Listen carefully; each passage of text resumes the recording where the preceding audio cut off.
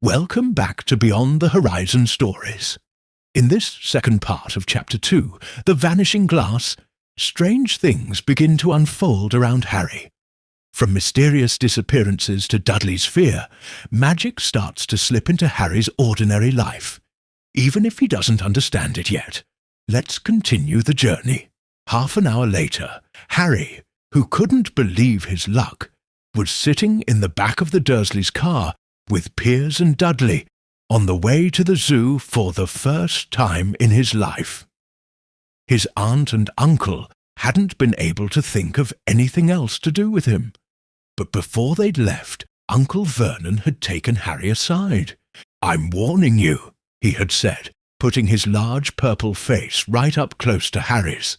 "I'm warning you now, boy. Any funny business, anything at all, and you'll be in that cupboard from now until Christmas." "I'm not going to do anything," said Harry, "honestly." But Uncle Vernon didn't believe him. No one ever did. The problem was, strange things often happened around Harry, and it was just no good telling the Dursleys he didn't make them happen. Once, Aunt Petunia, tired of Harry coming back from the barber's looking as though he hadn't been at all, had taken a pair of kitchen scissors and cut his hair so short he was almost bald, except for his bangs, which she left to hide that horrible scar. Dudley had laughed himself silly at Harry, who spent a sleepless night imagining school the next day, where he was already laughed at for his baggy clothes and taped glasses. Next morning, however, he had gotten up to find his hair exactly as it had been before Aunt Petunia had sheared it off. He had been given a week in his cupboard for this, even though he had tried to explain that he couldn't explain how it had grown back so quickly. Another time, Aunt Petunia had been trying to force him into a revolting old sweater of Dudley's, brown with orange puff balls. The harder she tried to pull it over his head, the smaller it seemed to become, until finally it might have fitted a hand puppet, but certainly wouldn't fit Harry. Aunt Petunia had decided it must have shrunk in the wash, and, to his great relief, Harry wasn't punished. On the other hand, he'd gotten into terrible trouble for being found on the roof of the school kitchens. Dudley's gang had been chasing him as usual when, as much to Harry's surprise as anyone else's, there he was sitting on the chimney. The Dursleys had received a very angry letter from Harry's headmistress, telling them Harry had been climbing school buildings. But all he'd tried to do, as he shouted at Uncle Vernon through the locked door of his cupboard, was jump behind the big trash cans outside the kitchen doors. Harry supposed that the wind must have caught him in mid-jump, but today nothing was going to go wrong. It was even worth being with Dudley and Piers to be spending the day somewhere that wasn't school, his cupboard, or Mrs. Figg's cabbage-smelling living room. While he drove, Uncle Vernon complained to Aunt Petunia. He liked to complain about things. People at work, Harry, the council, Harry, the bank, and Harry were just a few of his favourite subjects. This morning, it was motorcycles. "Roaring along like maniacs, the young hoodlums," he said, as a motorcycle overtook them. "I had a dream about a motorcycle," said Harry, remembering suddenly. "It was flying." Uncle Vernon nearly crashed into the car in front. He turned right around in his seat and yelled at Harry, his face like a gigantic beet with a moustache. "Motorcycles don't fly." Dudley and Piers sniggered. "I know they don't," said Harry. "It was only a dream." But he wished he hadn't said anything. If there was one thing the Dursleys hated even more than his asking questions, it was his talking about anything acting in a way it shouldn't, no matter if it was in a dream or even a cartoon. They seemed to think he might get dangerous ideas. It was a very sunny Saturday, and the zoo was crowded with families. The Dursleys bought Dudley and Piers large chocolate ice creams at the entrance, and then, because the smiling lady in the van had asked Harry what he wanted before they could hurry him away, they bought him a cheap lemon ice pop. It wasn't bad either, Harry thought, licking it as they watched a gorilla scratching its head who looked remarkably like Dudley, except that it wasn't blonde. Harry had the best morning he'd had in a long time. He was careful to walk a little way apart from the Dursleys, so that Dudley and Piers, who were starting to get bored with the animals by lunchtime, wouldn't fall back on their favourite hobby of hitting him.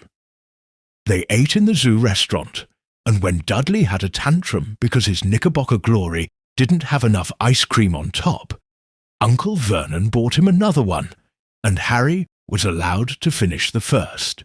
Harry felt afterward that he should have known it was all too good to last. After lunch they went to the reptile house.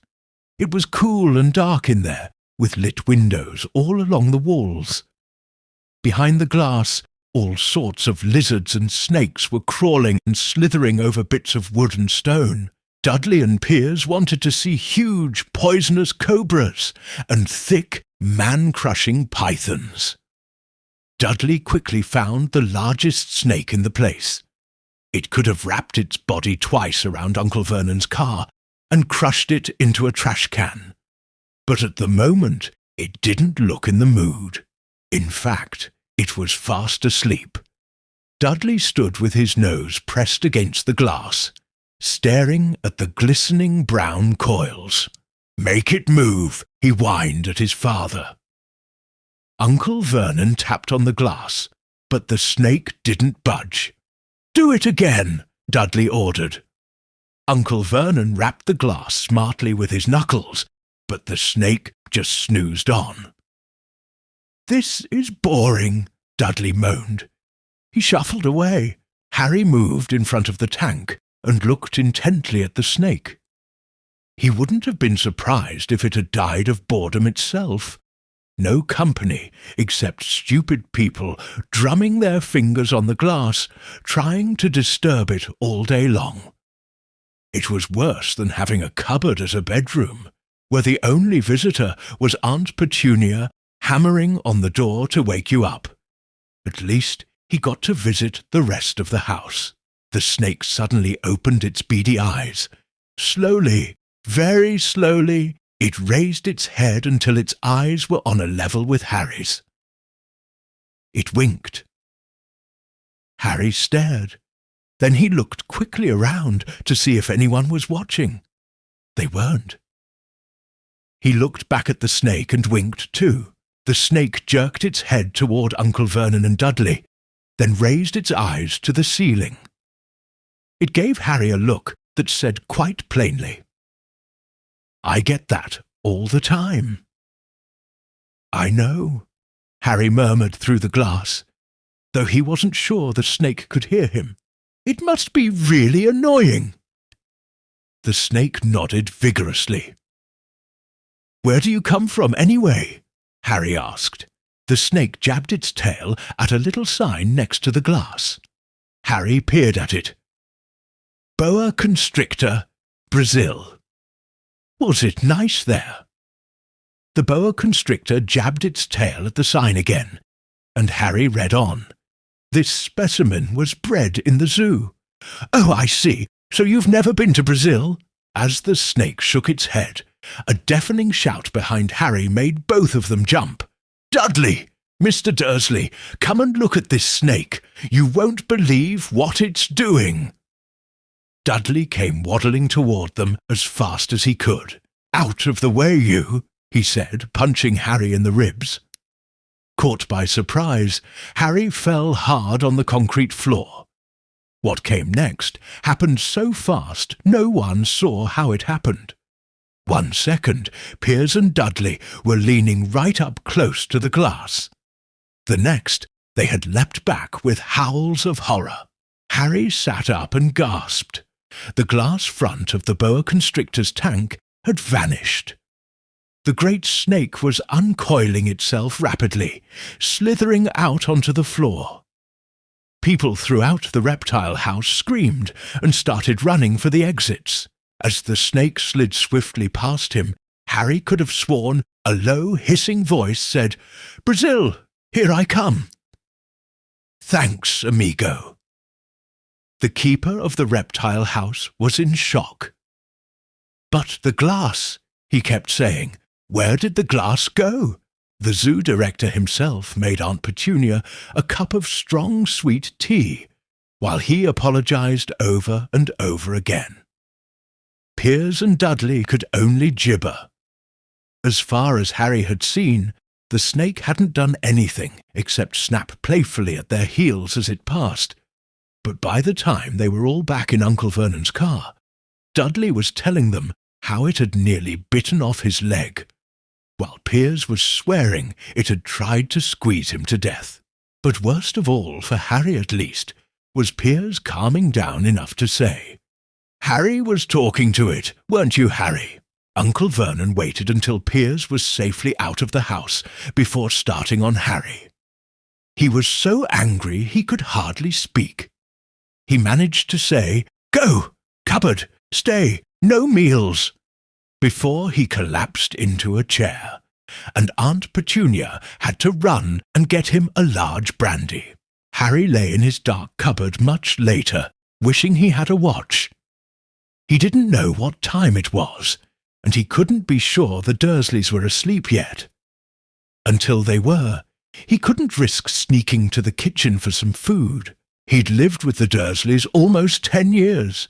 10 miserable years, as long as he could remember, ever since he'd been a baby and his parents had died in that car crash. He couldn't remember being in the car when his parents had died. Sometimes, when he strained his memory during long hours in his cupboard, he came up with a strange vision. A blinding flash of green light and a burning pain on his forehead. This, he supposed, was the crash, though he couldn't imagine where all the green light came from. He couldn't remember his parents at all. His aunt and uncle never spoke about them, and of course he was forbidden to ask questions. There were no photographs of them in the house. When he had been younger, Harry had dreamed and dreamed of some unknown relation coming to take him away. But it had never happened. The Dursleys were his only family. Yet sometimes he thought, or maybe hoped, that strangers in the streets seemed to know him. Very strange strangers they were, too. A tiny man in a violet top hat had bowed to him once while out shopping with Aunt Petunia and Dudley. After asking Harry furiously if he knew the man, Aunt Petunia had rushed them out of the shop without buying anything. A wild-looking old woman dressed all in green had waved merrily at him once on a bus. A bald man in a very long purple coat had actually shaken his hand in the street the other day, and then walked away without a word. The weirdest thing about all these people was the way they seemed to vanish the second Harry tried to get a closer look. At school, Harry had no one.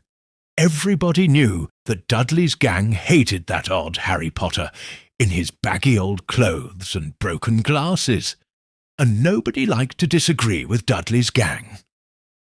Strange events are beginning to surround Harry, whispers of something magical just out of sight. But for now, he's still trapped in a world that doesn't understand who he really is. Join us in the next chapter as the truth begins to reveal itself. Follow Beyond the Horizon Stories on YouTube, Instagram, and TikTok for the full magical journey.